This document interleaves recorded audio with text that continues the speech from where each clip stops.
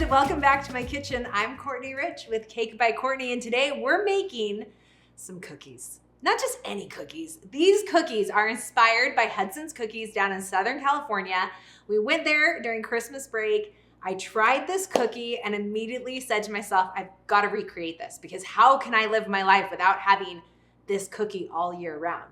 It's an oatmeal butterscotch salted caramel cookie. And you're thinking, yeah, I've had an oatmeal butterscotch cookie before. You haven't had this one. We're gonna brown some butter. We're gonna make some homemade caramel crispy candy pieces to go on top. And we've got really yummy butterscotch chips we're gonna talk about. We're doing quick oats, that's important, so just note that down. The texture is gonna be so yummy. You're going to love it. I'm gonna walk you through the whole process, especially browning the butter, and then also how to make that caramel crispy piece that's gonna go on top after the cookie bakes. It's a game changer. We'll throw some salty or flaky salt on there, and I think you're just going to lose your mind. This is so good. Let's head over to the stove and start browning our butter first. When I'm gonna brown butter, what I like to do is cut the butter into cubes before I put it into the saucepan. That helps the butter just cook more evenly.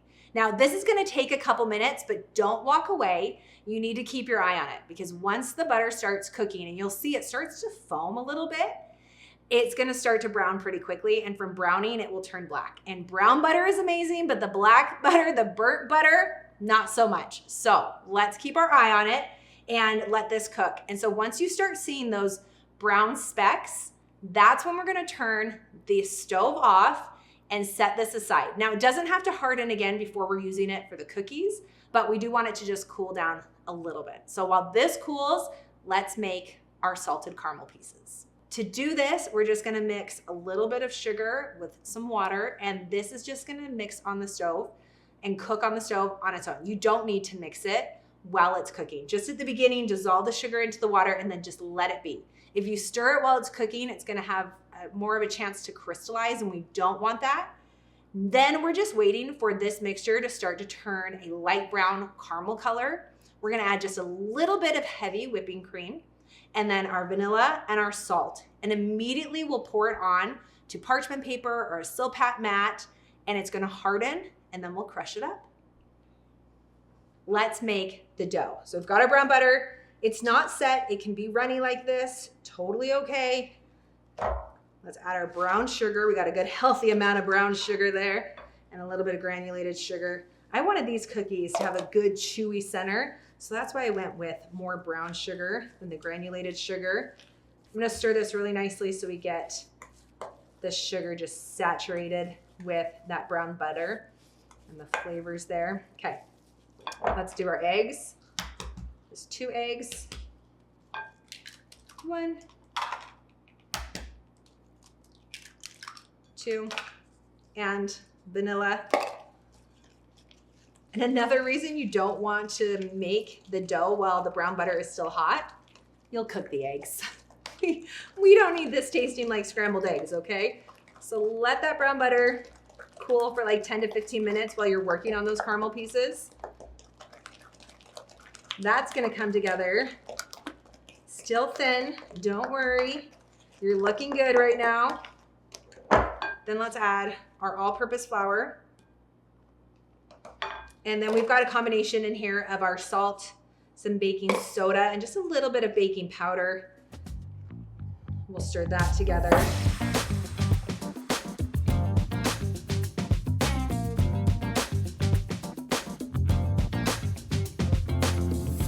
I wish you could smell my kitchen right now. Hopefully you're making these at the same time and your kitchen smells just as amazing with that brown butter. It's off the charts incredible. To just finish this off, we are gonna add our quick oats. Now, I used quick oats because they're a smaller flake, right? They're not as big as those rolled oats, the old fashioned. And Hudson's cookies, when I bit into it, I was like, oh, this feels like an oatmeal cookie, but like I couldn't see all the oats in there like you do with the normal oatmeal cookie. So I played around with both types, and I like these cookies better with the quick oats. And then those are the butterscotch morsels you wanna try. I did a little taste test and I grabbed these and I grabbed the store brand morsels and the Nestle morsels. these have the best flavor, like hands down, best butterscotch flavor out of all the ones I tried. So if you can find those, grab them. If not, the Nestle will work too. And then let's just stir this together.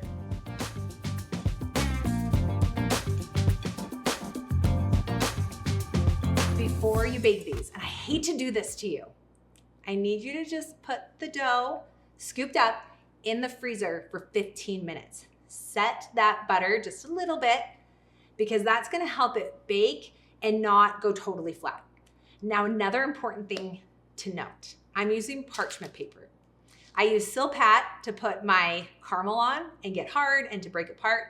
But if you bake your cookies on a Silpat mat, they will get flatter. Your cookie will spread more on the Silpat than with the parchment. So I'm always baking my cookies on parchment paper. So we're gonna scoop these up. This is a big scoop, about 3.5 ounces.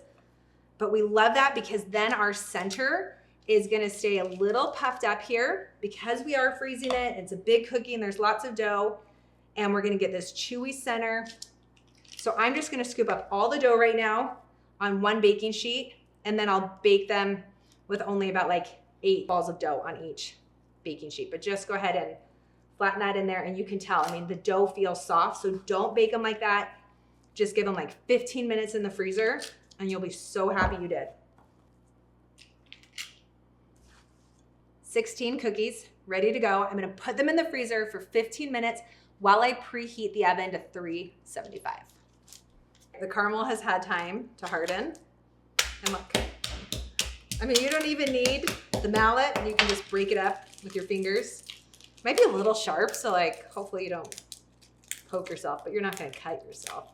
But just be mindful of that.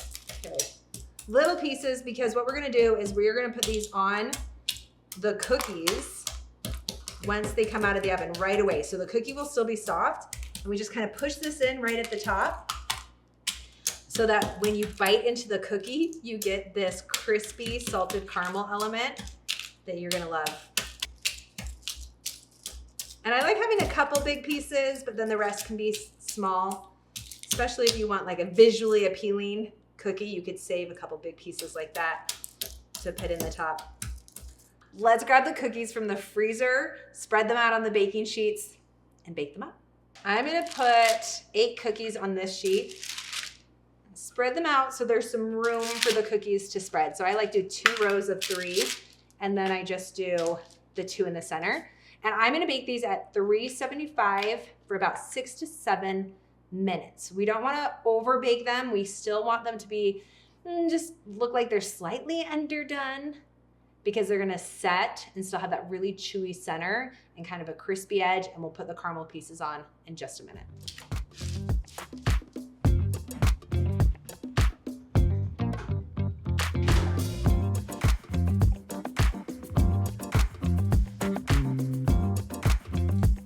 The edges kind of spread a little bit. Centers are nice and tall, and we're just gonna put caramel pieces right in the center. I start with some of the bigger pieces, and then I'll sprinkle on some of the smaller pieces.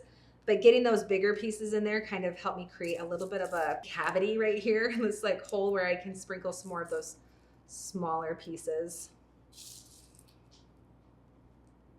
So it's okay that like the cookie, like you're smashing down the middle just a little bit. And then I would say let these cool for like 30 minutes or so that they're not super soft. We want them to be set a little bit so you can really enjoy the texture of the cookie, which is gonna be this really soft and chewy center. And finishing touch to top it off, some flaky sea salt. Ooh, she's still a little soft. Oh, that's gonna be so good. Look at those butterscotch morsels. That texture, so good, you guys. All right, sorry, I gotta do it. I gotta dig in right in front of you. Okay, hear the crunch? This takes an oatmeal butterscotch cookie to the next level. You've got to try these caramel pieces. The recipe's down in the caption. I can't wait for you to dig in. You're gonna love them. I know it. You're gonna love them. I'll see you next time.